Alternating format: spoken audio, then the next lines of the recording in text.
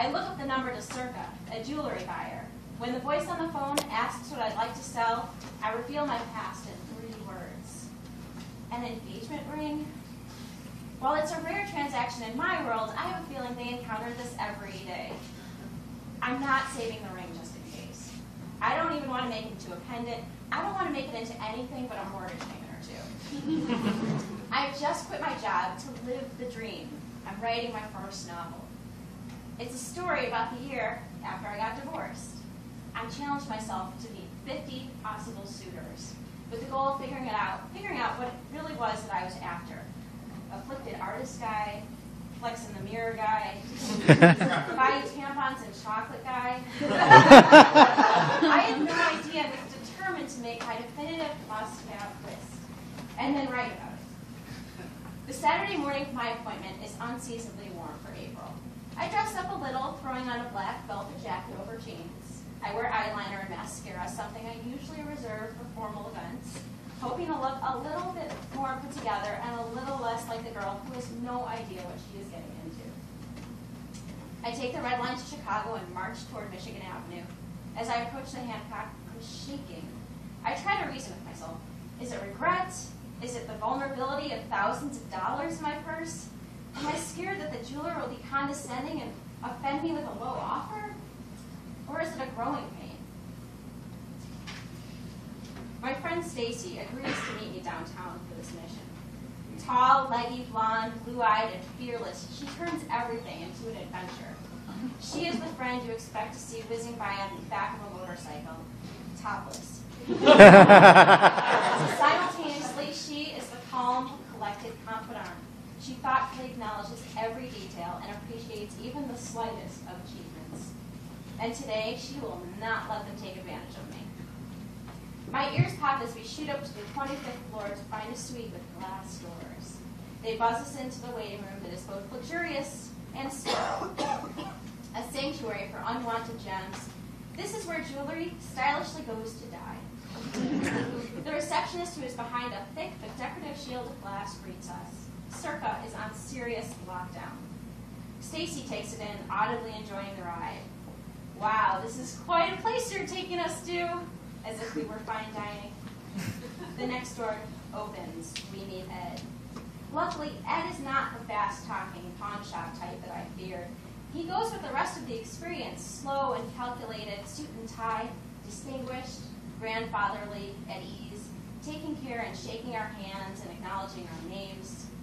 He is more like a doctor than a salesperson. He ushers us into a small office with a floor-to-ceiling window. We take a moment to admire the people and cars so small beneath us. Ed and Stacy hit it off immediately. She wants to know about drama and heirlooms, and he doesn't disappoint. He shares a story of a husband who uses his wife's money to buy a larger-than-life diamond ring for his lover.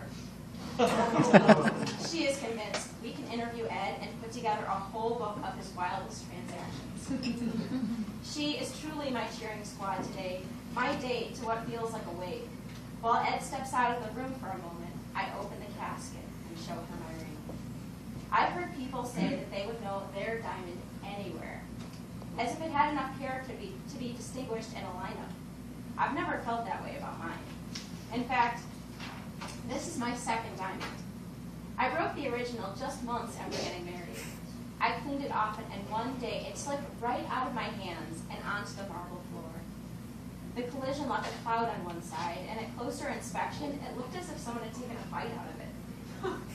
The insurance agent was not convinced. No one breaks a diamond. Well, I just did. In a world where paper beats rock, why can't marble beat diamond?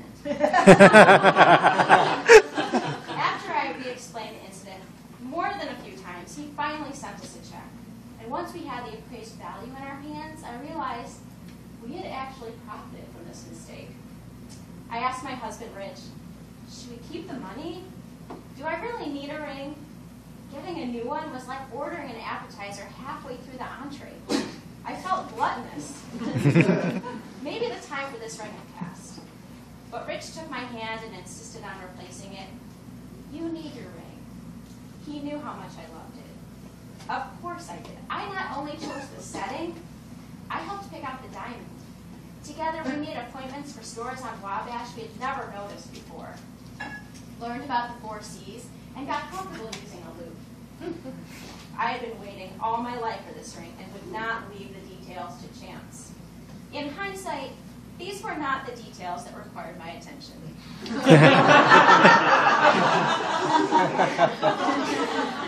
and I were the best of friends, but getting married and living together exposed a side of us we didn't know, we couldn't navigate, and we didn't like.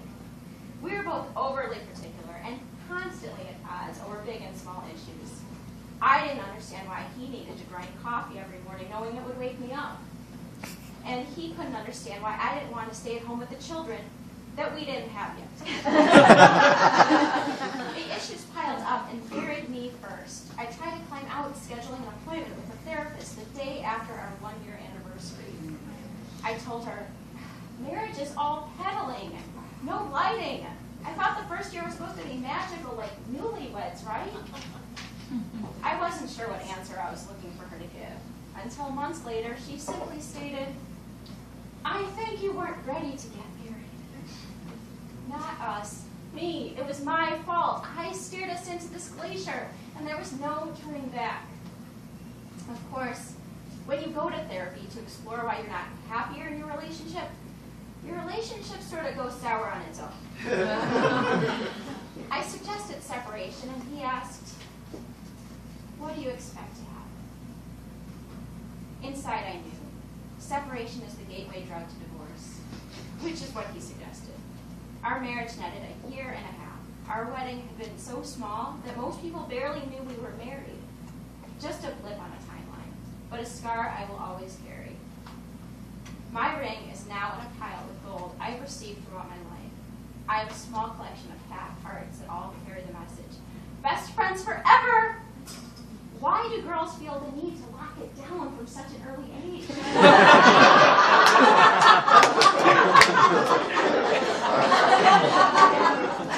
My ring represents a similar proclamation, except I have both halves. The process of giving it up is similar to buying it. Ed weighs the diamond, compares the color, clarity, and counts the imperfections. Stacy and I are fascinated watching him conduct what looks like a science experiment, taking notes, and seeing a whole world in something so small. I won't have the ring in my possession for much longer, and I want Stacy to see the engraving, which is even more brilliant than the diamond. It's a tiny love letter, a reminder of how special someone once thought I was. She read it out loud.